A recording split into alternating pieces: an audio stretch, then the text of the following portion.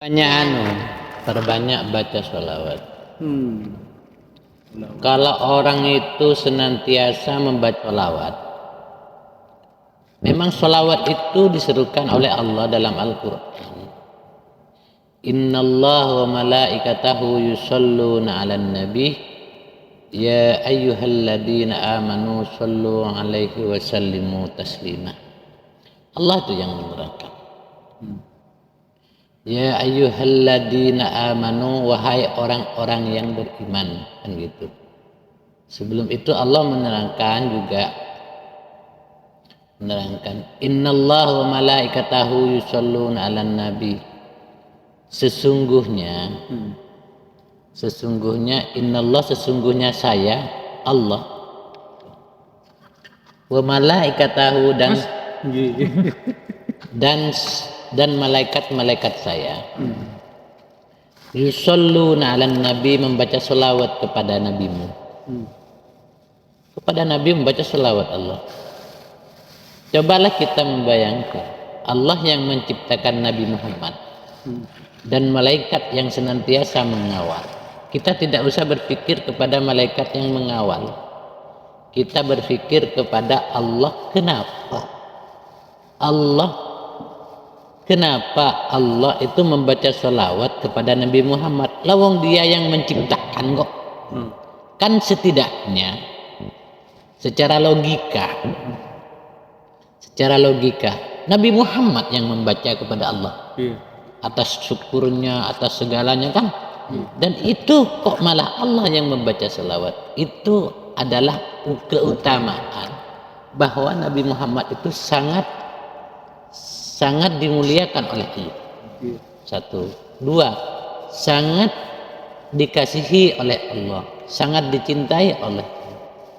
Sehingga Allah itu mengatakan innallah wa malaikatahu, dan semuanya malaikat-malaikat saya membaca sholawat. Semuanya malaikat-malaikat saya itu membaca sholawat, katanya apa?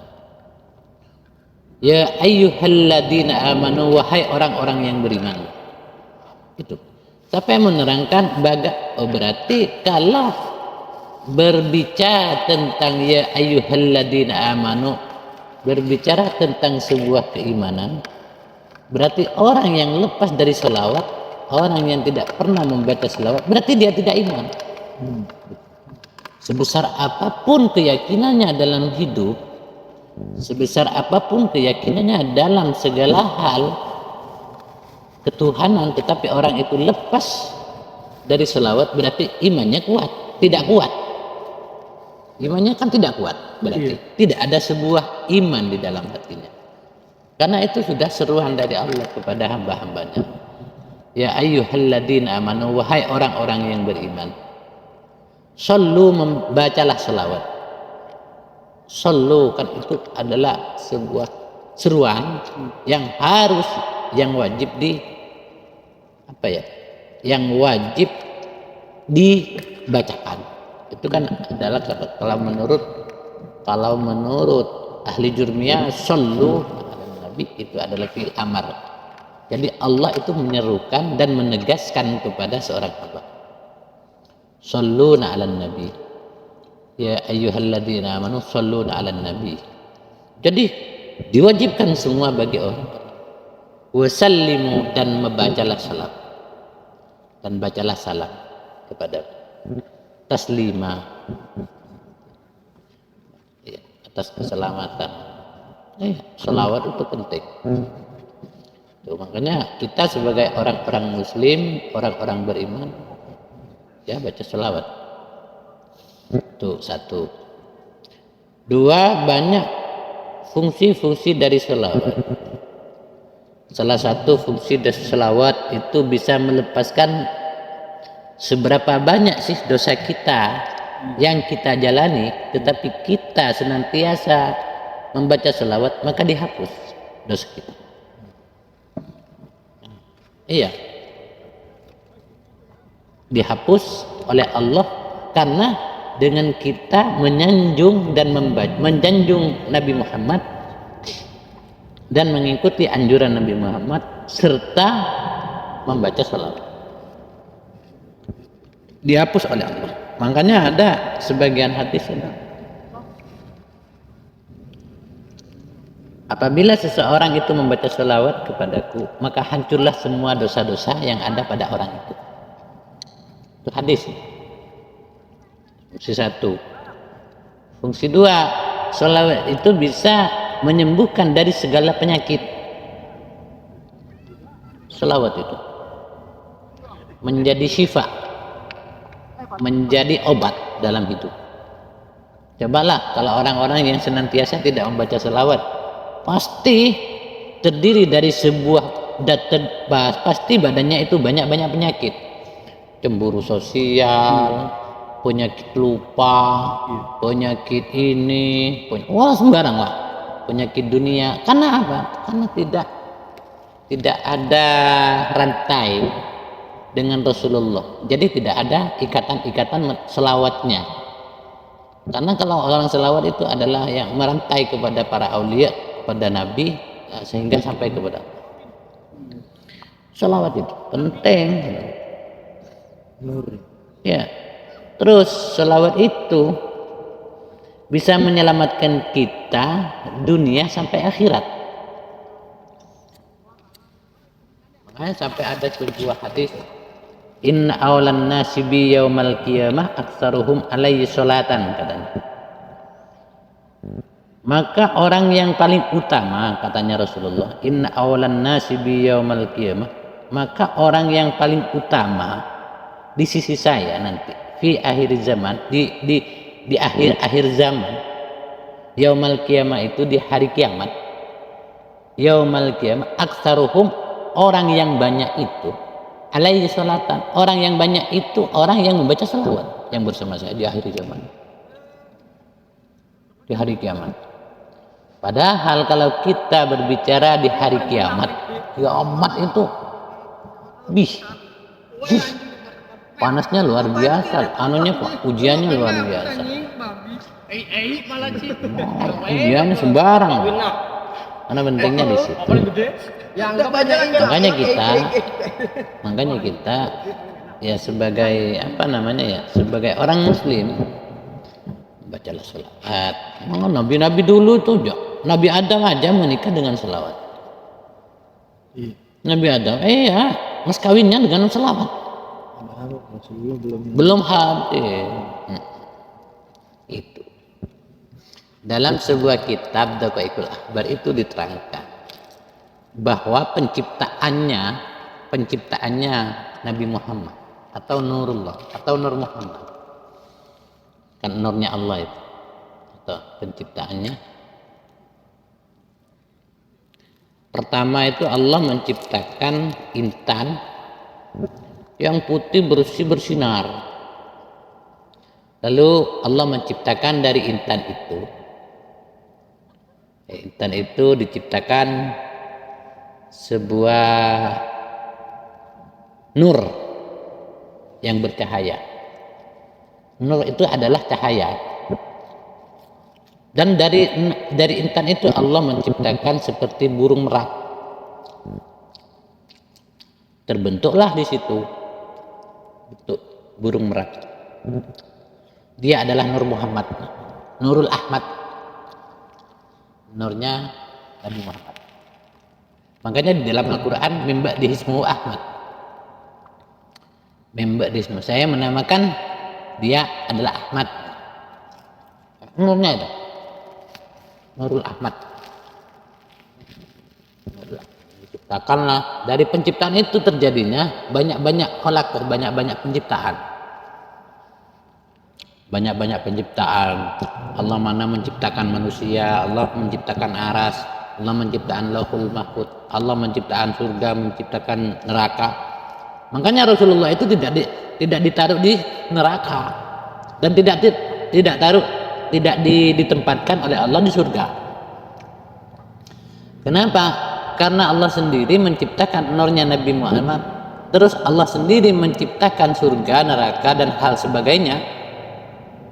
Itu dari tetes-tetes yang ada dari nurnya Nabi Muhammad itu. Pertamanya Allah itu apa ya? Nurnya Nabi Muhammad itu diberi kaca, itu cermin, Mir'atul Hayat namanya, kaca kehidupan. Dalam sebuah kisah di dalam kitab itu di kaca, terus keluarlah 5 tetes dari rupanya Nabi, nurnya Nabi Muhammad. Tetesan pertama, tetesan 2, tetesan 3 sampai 6. Terus dari itu diciptakanlah satu nurnya sahabat itu, Sayyidina Abu Bakar, Umar, Utsman, Ali di situ. Terus 2 diciptakan nurnya Lauhul Mahfuz, nurnya surga. Terus diciptakan nurnya bunga, pokoknya semuanya sampai terjadinya dengan hal-hal surga yang masih gaib. Terus diantaranya juga malaikat yang 10. Makanya malaikat yang 10 itu terciptanya juga sama seperti kita, apa, terciptanya dari Nur Muhammad semuanya. Cuman yang beda sendiri ya Nabi Muhammad itu. Makanya Nabi Muhammad itu min nurillah, cahaya yang nur yang dari Allah langsung. Sedangkan manusia ini adalah Nur Muhammad, adalah ciptaannya Allah yang dijadikan oleh Allah dari nurnya Nabi Muhammad. Kalau Nabi Muhammad sendiri dari Allah sendiri langsungnya, makanya tembus. Makanya seperti itu. Ini kita sebagai hamba, yaitu makanya kalau kita mau masuk ke Allah, misalnya kita mau berhadapan Allah, ya tidak lupa dengan selawat. Karena selawat itu adalah kunci dari segala kehidupan. Orang ini selawat, orang itu selawat, semuanya selawat. Makanya ada selawat Jibril, kan? Ada selawat Taisir, ada banyak lah selawat. Dari selawat itu lalu Allah menciptakan banyak-banyak makhluk dari nol, dari yang diciptakan. Maka penting selawat, penting. Maka ada sebuah janji dari Rasulullah, apabila kita membaca selawat, qala sallallahu alaihi wasallam, man qala sallallahu wahidatan, katanya, barang siapa yang membaca sholawat wahidatan 1 kali, maka Allah itu akan akan memberinya 10 kerahmatan dari orang yang membaca sholawat. Tapi intinya sholawat itu harus dimasukkan ke dalam hati. Makanya kita mencari orang-orang atau guru-guru yang ahli-ahli sholawat, seperti Ki Holil, pokok aulia-aulia itu yang tidak lepas dari Rasulullah. Tujuannya kenapa? Supaya kita merantai kepada beliau-beliau, kepada aulia-aulia. Iya, supaya doa kita diterima. Kalau kita mengandalkan diri kita kepada Allah, tidak mungkin. Nah, sekarang beginilah. Sekarang kita sebagai apa di dunia ini, lalu kita langsung berhadapan kepada Allah, kan tidak mungkin. Kalau tidak melewati dari proses-prosesnya wali-walinya, kan gitu kan. Hanya kita untung, kita semuanya kumpul dengan orang-orang yang soleh, intinya. Dan itu. Kalau masalah rezeki, jangan khawatir. Makanya gitu, di dalam kitab, di dalam sholawat juga diterangkan, apabila membaca sholawat 100 kali, maka apabila seorang hamba mempunyai 100 hajat, maka 100 hajatnya ini akan dikabulkan oleh Allah. Baca sholawat 100 kali. Cuman yang 70 hajat, umpama manusia itu punya 70 mempunyai 100 hajat, yang 70 hajat itu disimpan oleh Allah hajatnya untuk diberikan nanti di akhirat. Di akhirat, ditaruh di akhirat nanti. Bagaimanapun ini selawatnya kamu. Tuh. Nabung. Dinabung dengan selawat itu. Kita nabung. Taruh sama Allah di akhirat. Ditabung. Jadi orang yang membaca selawat meskipun di dunia itu tidak mempunyai apa, nanti dia akan diperkayakan oleh Allah dengan adanya selawat itu. Apalagi di dunia itu sudah dengan barokahnya selawat, dengan syafaatnya Rasulullah kita dicukupi kan gitu. 70 hajat, terus yang 30 hajatnya akan diberikan di dunia ini oleh Allah bagi orang-orang yang membaca selawat. Tapi coba bayangkan 30 hajat apaan sih, kan banyak. Pingin kaya misalnya diperkayakan sama Allah kan, iya kan. Pingin selamat diselamatkan oleh Allah gitu. Iya kan. Pingin selawat itu. Pingin ini, pingin itu, pingin ini, ya kan? Pingin rizki. Kalau sudah menyangkut masalah rizki itu satu bahasa sudah banyak. Makanya itu salah. Makanya pentingnya kita berselawat. Makanya kita berselawat janganlah sendiri-sendiri. Kita karena bijamaatan kan gitu. Lagi kita harus berkumpul lah supaya kenapa? Supaya satunya ya kan lepas dari apa ya? Tidak diterima, yang satunya pasti diterima. Apalagi diterima semuanya kan gitu ya. Gitu. Pentingnya gitu. Selawat. Selawat itu penting, makanya ulama-ulama dulu itu selawatan, para aulia itu selawatan. Sampai malaikat Jibril aja selawat sallallahu alaihi wasallam.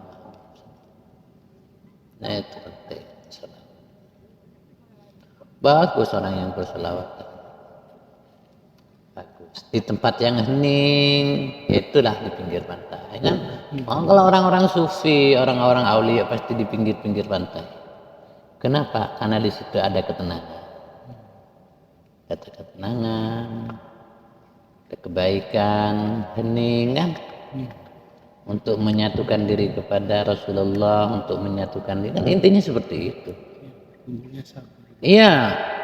Intinya bukan karena kita di pinggir pantai kenapa. Tapi intinya kita cari sebuah keheningan supaya diri kita itu apa tembus gitu selawatnya. Itu mana selawat itu bagus, selawat bagus selawat merantai. Iya merantai selawat kepada Nabi. Selawat itu melalui proses aulia, sahabat aulia orang-orang soleh sampai ke Rasul. Walaupun di saat berkumpul di salah satunya agak kesusahan. Iya. Terbantu dengan yang lain. Pentingnya itu. Kayak berjamaah sholat berjamaah. Iya, pentingnya seperti itu. Sendiri juga. Itu lebih besar. lebih Sama sholat. Karena nanti ketika di surga ini, meskipun manusia itu masuk surga, tidak akan ketemu dengan Rasulullah kalau kita putus hubungannya. Iya, meskipun Allah itu, oh ya udah kamu saya masukkan surga. Terus ketika dimasukkan surga tidak ketemu dengan Rasulullah, untuk apa? Sedangkan itu adalah nikmat nomor 1 di surga nanti. Iya. Nikmat nomor 1. Terus setelah itu ketemu dengan Allah. Gitu kan? iya. Ketemu dengan Allah. Intinya kan gitu. Apa gunanya kita masuk surga kan gitu? Itu pentingnya. Wah ini nggak ada boleh pantai. Itu penting. Nggak. Penting seperti itu. Kata kawan. Biar tidak rugi kita bersama-sama. Bersama aulia, bersama sahabat kan biar tidak rugi. Itu nanti kita meskipun masuk surga nanti banyak orang yang tidak ketemu dengan Rasulullah. Banyak tak ketemu pesan Rasulullah banyak. Saya sempat baca riwayat itu. Apalagi bersama Allah, sedangkan dengan Rasulullah aja. Iya. Cuman orang yang masuk surga itu sudah dirahmati oleh Allah. masuk surga. Mungkin ada hal-hal yang lain bisa sehingga dia mencapai masuk surga, kan gitu. Gitu. Loh, kalau tujuan kita hanya untuk masuk surga rugi, sedangkan surga itu tidak ada bedanya dengan dunia. Tidak ada bedanya, cuma perbedaannya di surga itu hanya untuk selamanya kan. Kalau dunia ada batasan, kan gitu. Tapi kalau kita di dunia tidak ketemu dengan presidennya, kan ya kan, tidak mengenal dengan bapak-bapak anunya kan gitu, rugi kita. Nanti di Rasulullah juga masuk surga. Kalau kita tidak ketemu dengan ini, dengan Rasulullah, tidak ketemu lagi dengan Allah, rugi kita. Untuk apa? Iya, itu dah. Iya, makanya tujuan utamanya kita kan kembali kepada Allah. Karena pentingnya seperti itu. Karena dari segala perbuatannya itu kan harus mengikuti anjuran Rasulullah supaya kita selamat, kan intinya seperti itu. Dunia dan akhirat. Soalnya sulit kalau sudah di dunia. Kalau sudah di akhirat sulit. Bahkan ada satu riwayat ketika sudah masuk ke kubur, manusia itu kebanyakan ingin kembali lagi ke dunia. Menyesal. Kenapa? Karena di dalam kubur itu kan sudah tidak ada sebuah pekerjaan lagi. Tidak akan makan lagi, makannya ditanggung sudah. Ya, Faifi itu sudah ditanggung, yang ditanggung ya kelaparan gitu. Iya, di dalam kubur. Makanya ingin kembali untuk apa? Untuk mencari amal kebaikan lagi di dunia. Gitu. Untuk mencari amal kebaikan lagi yang lebih baik. Tapi Allah sudah menyerukan apabila sudah masuk ke yang lahat tidak mungkin untuk kembali lagi, kan gitu. Karena itu sudah jalannya. Setelah itu baru kiamat. Kan gitu. Sudah terima apa ada. Makanya katanya Roma Irama itu hari penyesalan kan di dalam kubur. Hari penyesalan kan ya. Itu ya penting. Penyesalan penting. Penyesalan. Dan tanda-tanda lagi. Tanda-tanda orang yang mencintai Rasulullah ini itu orang yang senantiasa salah satunya membaca sholawat itu. Terus orang yang senantiasa berjalan seperti Rasulullah, apa yang dikatakan oleh Rasulullah itu tanda-tanda kecintaannya seorang sahabat, seorang hamba kepada nabinya. Itu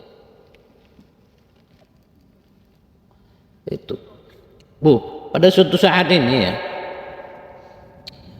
dalam satu riwayat Rasulullah ini kan duduk kan seperti kita. Rasulullah ini seperti kita, tidak memberi pelajaran kitab, enggak, cuman bercerita gitu. Cuman yang diceritakan apa yang didapatkan dari Allah. Kalau kita kan apa yang didapatkan dari kitab, sedangkan kitabnya dari Allah, dari Rasulullah kan gitu. Kalau Rasulullah kan langsung, makanya Rasulullah Madinatul Ilmi, jadi kota ilmu, iya kan? Kotanya Madinatul Ilmi. Kenapa? Karena dari Allah langsung ke Rasulullah. Satu riwayat ya, Rasulullah itu duduk bersama sahabatnya, sekian sahabat, terus dia mengatakan ahbabi mata arahum mata alqahum, katanya, wahai kekasihku, kapan aku akan melihatmu, mata arahum mata alqahum, dan kapan saya akan bisa bersama kamu, katanya Rasulullah. Cengang semuanya sahabat itu cengang, bingung sekali, kenapa kau bilang gitu? Sampai Rasulullah itu bilang ahbabi mata arakum mata alqahum, wahai kekasihku, kapan saya akan melihat kamu dan kapan saya akan bersama kamu, berkumpul dengan kamu. Terus setelah itu baca lagi Ahbabi, ahbabi, mata arahu. Bingung sahabat. Ada apa ya Rasulullah? Ada sahabat yang bertanya, ya Rasulullah, kenapa kamu kok sedih?